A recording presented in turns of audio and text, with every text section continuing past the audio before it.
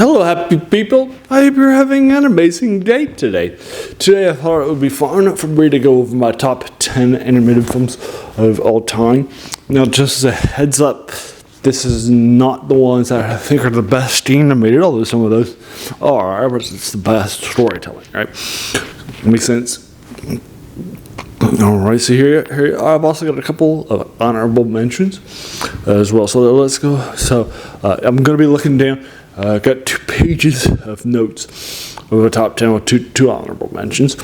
So if you see me looking down and not giving you the eye contact that you deserve, that's the reason why. All right, let's go ahead and get started. Honorable mention number 1 or number 12 overall is Inside Out 1 from 2015 by Pete Docter and starring Amy Poehler and Phyllis Smith and Richard Kind, among others. Love them lots. I think it's a great film. I enjoy these sort of existential concepts that this brings out. That sort of thing. Again, no spoilers and so forth, but the ideas that this has, I think it's a very, very strong film for those reasons. And so that's why it's hitting my list, but not actually on the list proper. Now, honorable mention number 2, or number 11 overall, is Toy Story 2 from 1999, directed by John Lasseter and starring Tom Hanks, Tim Allen, and Annie Potts, among others. Strong cast, strong stuff, love them lots. This coming back to the Toy Story and introducing a more interesting dive into places like Annie and, Kelsey Grammer's character, Stinky Pete, and that sort of thing. I think it's very strong. I think the reconcepts of Toy Story and how they're going to take it to a darker, more interesting place, I think it makes a lot of sense. Love it a lot. And so that's honorable mention number 2, Toy Story 2. All right, now the top 10. Now this one might surprise you. It was a little bit. It made some money back, but it didn't make as much as I was probably expecting at the box office. Doesn't have the big reputation like the previous 2 or most of the things among animation fans. Sorry, but it's there. And that's number 10, The Bad Guys, number 20 from 2022, directed by Pierre Perifel, who is a French director, and starring Sam Rockwell and Mark Marison and Aquafina, among many others. Love them lots. I think the idea is here, the idea of sending up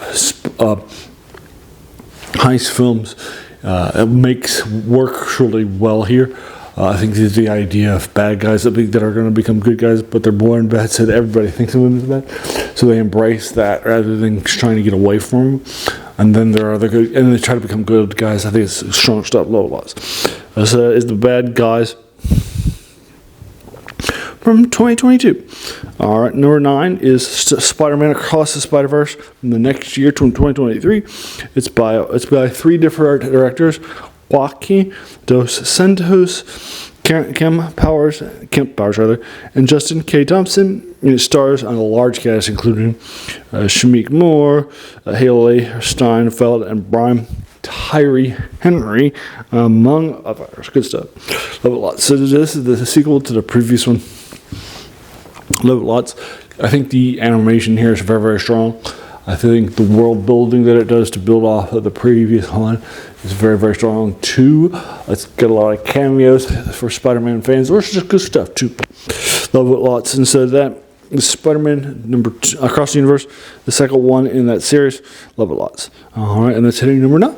Now at number 8 is Soul 2020, also directed by Pete Docter 2, and it's also stars Jimmy Fox, Tina Fey, and Graham Norton. Now the reason why Soul is hitting higher than Inside Out is because I think that Soul does the existential crisis world building. I think it's a better movie overall for those reasons. Now you may think that Inside Out is a better film because it's got better animation or whatever, but I feel like Soul does the better film. Well, that might disagree with some people. Some people might not really care for Soul, but that's okay. I do, and this is my list. Your list is going to be your list. No issues at all. But this is number 8. So, from 2021. Number 7 is Toy Story, the original one from 1995 by John Lasseter, and starring a huge cast, including some people that were mentioned earlier. Love it lots. I think I saw this in theaters, loved it lots, thought it was incredibly strong stuff. From beginning to end, just love it lots. I think that Toy Story, the original one, the ideas of toys being actually alive and taking it to its natural conclusion into a horror era from fantasy, love it lots. I think it's incredibly strong stuff. And so that's number 7. Now, number 6, the last one before the top 5 rupture, is The Incredibles from 2004. I'm sure you guys will agree with it should be on in there. Directed by Brad Bird, starring Craig T. Nelson, Holly Hunter, among others. I think this is just an incredibly strong film. Love it lots. It really does the Fantastic Four film justice. The ideas of family dynamics, family dichotomies, of families, of teams, I love it lots. I think it's incredibly strong stuff. That's The Incredibles from 2004. Now to the top 5 time. Number 5 was actually a surprise for a lot of people in theaters. I think it was incredible because of how well it did. I think it's an incredibly strong film too, just as a story. And it's Puss in Boots, The Last Wish by 2022, directed by Joel Crawford and starring Antonio Banderas and Salma Hayek. It's great stuff. I love them lots. I think this is an incredibly well-crafted film from the beginning. And the idea that a character who lives, Puss in Boots, lives his life as a swashbuckler, has now in his last life, and now he's like, wait, what? Are you sure? And so forth. And now he changes his lifestyle and such. And now he's trying to change things around. And so I think that's an incredibly well done film by Puss in Boots. Basically, The Last Wish. Love it lots. I think this idea is this character, and again, like a previous one, I saw this one in the theaters. I thought it was just incredibly strong stuff and loved it lots. And so that's number 5, Puss in Boots, The Last Wish. Number 4 is Spider-Man Into the Spider-Verse, the higher hitting one from 2019. It actually hit hit the best Oscar awards for the Academies for Best Animated Film that year. Its animation style is incredibly strong, and I think it has heavily influenced so many films like The Bad Guys and so forth. I also think the ideas here are incredibly strong. It hits it very nicely, and so that's my number 4 film. The next one, the first one. And now, top 3 time. Number 3 shouldn't surprise anybody. It's Encanto from 2021, directed by Jared Bush and starring Byron Howard too. And then it stars Stephanie Beatrix, Maria Cecilia Botero, and John Leguizamo, among others. Love it lots. I think that this is an absolutely modern day classic. I think a lot of people agree with me because they still watch it on Disney Plus. I saw it in theaters. I thought it was incredibly strong, and so forth. You should see, if you haven't, you should. It's an incredibly strong film. I love it lots. And that's Encanto. All right, and now the last 2 are not recent ones. So Encanto is the most recent top film in my top 3. All right, number 2 is from the 1992. It stars. It's directed by John Muscarella and Ron Clements, and stars Scott Wagner. It might be a Weingar. It's hard to see it. And Robin Williams, among others. And that's, of course, my favorite traditionally animated film, Aladdin for you folks. It's a classic. It's my favorite one in the Disney Renaissance era, when Beauty and the Beast and the Little Mermaid. The Lion King put them on the map again in a major way as kings, and this is my favorite film from that era. I love it lots. I think it's just an incredibly strong. I still think the animation is strong too, but the story, the fantasy, what they do, I love it lots. And that's number 2, Aladdin. For you folks, now number 1 is WALL-E from 2008 by Andrew Stanton. It's my favorite animated film, one of my favorite sci-fi films, and my favorite Pixar film of all time. It stars Ben Burt and Alicia Knight, among others. Love it lots. I think WALL-E is an absolute classic of classics. It accepts its premise, takes it to its natural conclusion. I love that lots. I think the animation is great. I think the lack of dialogue early on makes sense for the film. And it's really, if you have to get into the film. WALL-E, absolute classic level lots for those reasons. All right, and it's my number 1 film. All right, now here, once again, are my top 10 plus 2 honorable mentions. Honorable mention number 1, so basically number 12 is Inside Out 1 from 2015. Number 11 on mention number 2 is Toy Story 2. From 1999. Number 10, The Bad Guys from 2022. Number 9 is Spider-Man Across the Spider-Verse from 2023. Number 8 is Soul from 2020. Number 7 is Toy Story, the original one, from 95. Number 6 is The Incredibles from 2004. Number 5 is Puss in Boots, The Last Wish from 2022. Number 4 is Spider-Man Into the Spider-Verse from 2018. Number 3 is Encanto from 2021. Number 2 is Aladdin from 1992.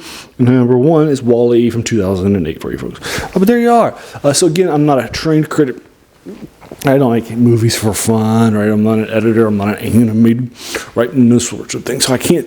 So my opinion is just coming in as a fan, rather than a trained critic, right? And that sort of a thing. So your opinion is going to be just as valid as mine is. And if you are a trained critic or you make films for a living, then your opinion will be actually in this area, but will be probably more valuable, right? Love a lot for those reasons. So let me know what your thoughts are. Have you seen these 10 films? What did you think about them? Would you put them in this order? What would be your top 10 animated films of all time? I'd love to hear about you. Please lead this. Please let me know all your thoughts in the comments below, but keep it spoiler free, right? We don't want to ruin people's. I know some of these are more recent, right? We don't want to ruin people's thoughts with spoilers, even for the older ones like Aladdin, which is the oldest one in this list. There you are.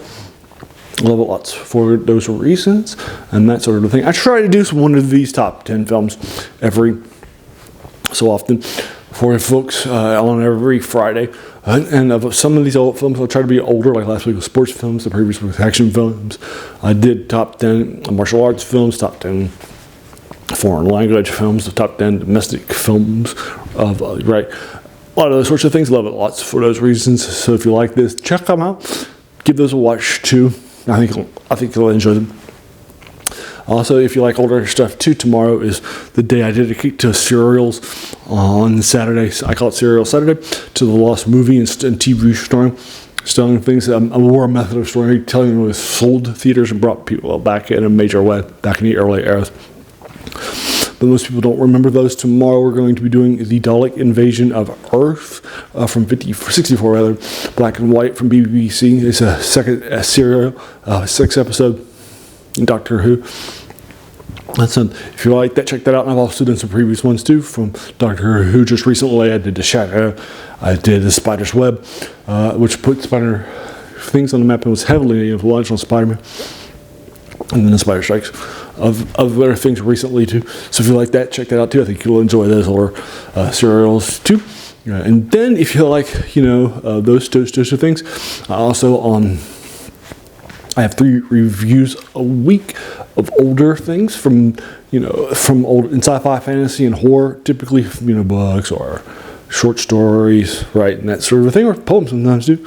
And I try to do older things that are more influential authors or things you might have forgotten about, put them back on the map in a major way. I also do, on Wednesday, I do a video game review. I just did Tropico 1 from 2001. Did my review of that. And last week I did Evil Genius 1 from 2004. I've also just recently did Star Control 2 from 94, the early 90s. So if you like that stuff, you're definitely going to check that out. Also, I recently did, on some Mondays, I do a review of older things. I did the Assassin's Knot from 83 for Dungeons & Dragons. I like to do older modules, books, video games, war games, that sort of thing, like battle tech and that sort of a thing too. So I'll do 7 videos a week, and that sounds like fun to you. Please hit the subscribe button too and the like button for this video. Go back and watch them, and then also check out. Hit the bell icon to be notified by 7 videos, and then let your friends know so they'll watch them too. That's a very key part of this part. And then also, that also leads, all these old things leads to the name of this journal, which is the worst thing about new books. It's a quote by a French philosopher named Jacques Joubert, who said that the worst thing about them was that they kept us from reading the old ones, right? It's definitely some older classics we might have forgotten about. In this case, although you're watching them, but you get the idea. We're playing them in a video games case or the Assassin's Knot, but you get the idea. All right, and then there you are. And then I just want to thank you so much for taking some time out of your day and investing and watching my videos, right? Because we all have so many things that are happening, right, in our lives. And we're pulled in so many different directions. So the fact that you spent this time with me, that's incredibly humbling because we all have so many different things to do in our lives, right? So thanks so much again for it, and I really do appreciate that. So thanks.